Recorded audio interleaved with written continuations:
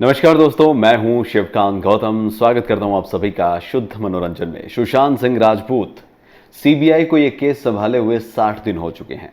आज 60वां दिन है और इन 60 दिनों में क्या क्या हुआ, क्या नहीं हुआ, ये सब जानना चाहते हैं।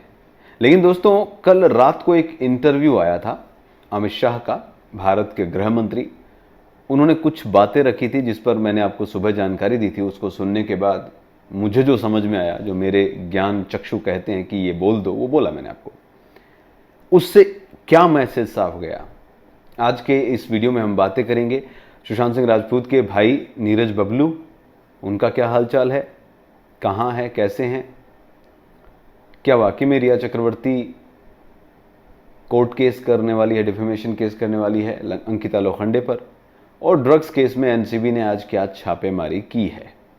वैसे तो देखिए, टीवी चैनल्स जो हैं, जहां जिस न्यूज़ को टीआरपी मिल रही है वो ले रहे हैं, और ये छापेमारी वाली जो है ये सब लोगों ने छापी है। शायद मैंने एक्सक्लूसिव थोड़ा सा पहले बताने की कोशिश की थी, बता भी दी थी आपको, तब तक नाम नहीं आ रहा था, लेकिन बाद में नाम भी आ गया था। तो सबसे पहले हम बात करेंगे दोस्तों अमित शाह के उस इंटरव्यू की, जो बहुत ज़्यादा मायने रखता है और जिसका असर आपको देखने को मिल भी गया होगा। अमित शाह ने साफ साफ कहा है कि इस पूरे मामले में सीबीआई अपना काम कर रही है। उनकी इस बात से चीज़ें बहुत क्लियर हुई हैं दोस्तों, अगर हम समझे तो।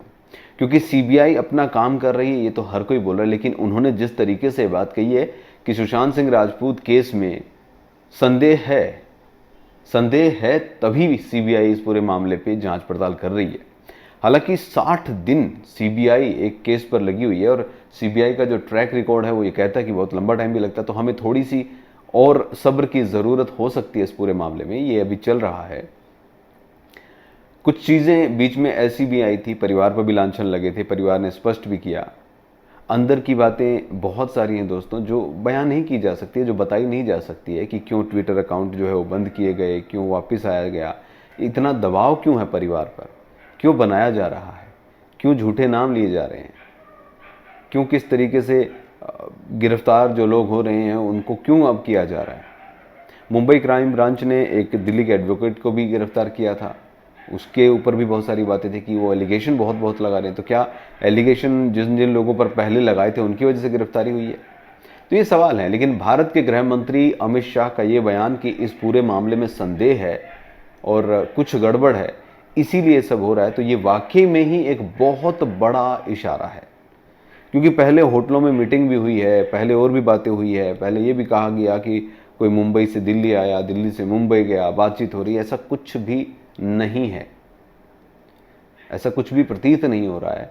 क्योंकि जो सोर्सेज हैं, जो लोग हैं, जो वही कह रहे हैं कि सीबीआई पर विश्वास रखें। और आज भारत के गृह मंत्री का जो ये बयान आया है कल रात को, उससे ही आज बात साफ होती है कि हाँ, संयम तो ज़रूरी है, लेकिन सीबीआई बहुत सही जा रही है और काम कर रही है इस पूरे मामले में। तो ये एक सबसे बड़ी बात है और सबसे पॉजिटिव बात भी यही है। क्योंकि इस आंदोलन को, इस मुहिम को अगर हम देखें तो करीब 128-129 दिन हो चुके हैं और अभी भी कुछ पता नहीं है।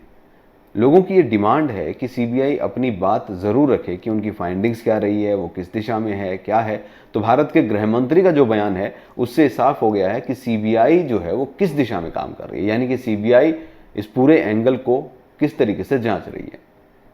दोषियों को छोड़ा नहीं जाएगा। एनसीबी की आज एक बड़ी कार्रवाई हुई है, और ये कार्रवाई बड़ी इसलिए है क्योंकि ये जिस ग्रुप से संबंध रखते हैं या जहां पर हैं, जिनके रिलेटिव हैं, वो बहुत बड़ी बात हो जाती है। तो अर्जुन रामपाल की गर्लफ्रेंड गैब्रियल जो है, उनके भाई जो हैं, वो लोनावला में एक रिजॉर्ट में पकड़े गए हैं। उनके पास शायद अफीम मिली है 0.8 ग्राम, और उनका नाम जो है, जो एनसीबी के पास लोग मौजूद हैं ऑलरेडी, वो हैं। तो वो जो नाम जुड़ रहे हैं अब, तो ये अपने आप में एक नई पहल लगा लीजिए, या फिर ये लगा लीजिए कि जो अब लोगों को लगने लगा था कि क्या हो रहा है, कैसे हो रहा है, क्यों हो रहा है। शायद एनसीबी ने वैसे ही परेड जो है वो करवा दी थी, लेकिन ऐसा लग नहीं रहा है कि वो परेड जो हुई थी वो ऐसे ही थी। उस परेड का मतलब निकलने वाला है, उस परेड से खुलासे अब होने वाले हैं। 15 फ़ोन ऑलरेडी जो है वो गांधीनगर भेजे जा चुके थे, वहाँ पर उनका डाटा जो है वो उसको निकालने के लिए। तो इसका मतलब ये नहीं था कि वो दिखावे के लिए हैं। और आज जो गिरफ्तारी हुई है वो इसी तरीके से नाम से निकलने के बाद सिलसिले में पकड़ धकड़ हुई है। तो इस मामले में भी अमित शाह ने साफ साफ कहा है कि एनसीबी जो है, यानी ये ड्रग रैकेट्स हैं, not only in Bollywood, in fact जो जो जहां जहां फैला है भारत में, उन सब के खिलाफ कार्रवाई की जाएगी। अब बड़ी बात यहां पर क्या थी, कार्रवाई की बात तो हमेशा होती है, बड़ी बात ये थी कि ड्रग के जो कानून हैं, नियम जो हैं पुराने, उनको बदला जाएगा। तो जो लोग ड्रग्स ले रहे हैं और बच जाते हैं कि हमने तो लिया नहीं था, हमने तो बहुत थोड़ा लिया था, हम तो सिर्फ वीड पी रहे थे, हम तो सिर्फ, हमारे पास 0.4 ग्राम चीज मिली है, तो ये एक साफ हो रहा है कि भारत सरकार इस पूरे मामले में अब सख्ती से काम करेगी।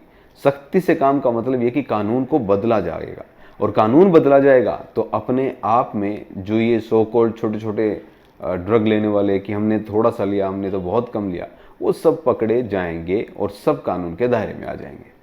आज दिन में एक खबर ये भी आ रही थी कि अंकिता लोखंडे पर डिफेमेशन का केस जो है वो कर सकती हैं रिया चक्रवर्ती, ऐसी बातें आ रही थी, उस पर भी क्लियर करते हैं।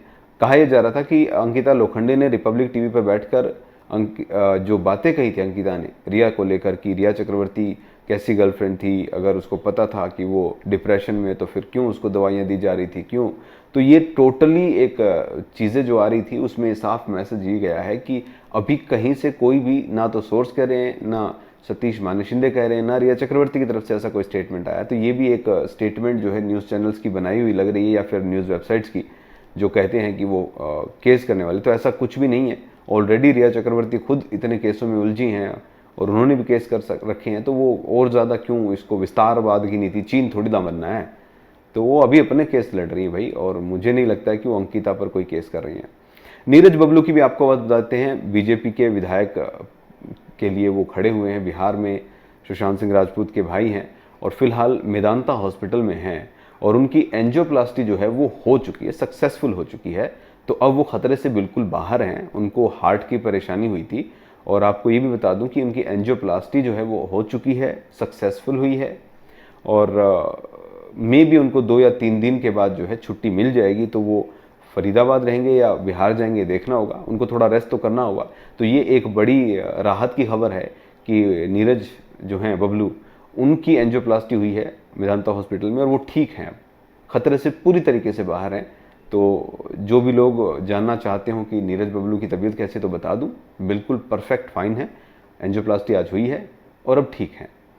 उनको मे भी 3 दिन के बाद, 2 दिन के बाद छुट्टी दे दी जाए। नॉर्मली अगर होते कोई आम आदमी तो मे भी 2 दिन में दे दी जाती, 1 दिन में, लेकिन क्योंकि विधायक हैं तो थोड़ा सा उनको ध्यान रखना है, थोड़ा सा वीआईपी हो जाते हैं, तो उनका थोड़ा ध्यान रखा जा रहा है ताकि वो बाहर जाएं तो फिर से कोई दिक्कत परेशानी ना हो। मेदांता हॉस्पिटल गुड़गांव में उनकी जो एंजियोप्लास्टी वो हुई है। इसके अलावा पूरे तरीके से हम देखें तो कोलकाता में जो आंदोलन रहा था वो सक्सेसफुल रहा। स्मिता पारिक आई, उन्होंने कहा कि बहुत इमोशनल हो गई थी। तो ये मोमेंट है भाई, क्योंकि जंतर मंतर पर भी ऐसा ही देखने को मिला था। मैंने कई चीज़ें आपको पहले भी बताई हैं इस पूरे मामले में। कुछ लोग फ़ायदा भी उठा रहे हैं, कुछ लोग पर्सनल जो है मोटो उसको पूरा कर रहे हैं, तो हमें उनका ध्यान रखना है, बच के रहना है। हालांकि हर किसी को अपनी तरीके से इस चीज़ को आगे ले जाना है, बट फिर भी आप लोग ध्यान रखिए। और इस पूरे मामले में मैंने जैसे कल अपील की थी कि जुड़े रहिए। ये सिर्फ सुशांत सिंह राजपूत के लिए नहीं है, ये आपके लिए भी है, हमारे लिए भी है, और हर सुशांत के लिए जो अभी है। सुशांत सिंह राजपूत के लिए सबसे बड़ी बात यही कहूँगा दोस्तों कि न्याय की जो बातें हैं वो ज़रूर मिलेगी और ज़रूर होगा न्याय। ये स्पष्ट तरीके से आपको बोल रहा हूँ कि सीबीआई जो है वो अपना काम कर रही है।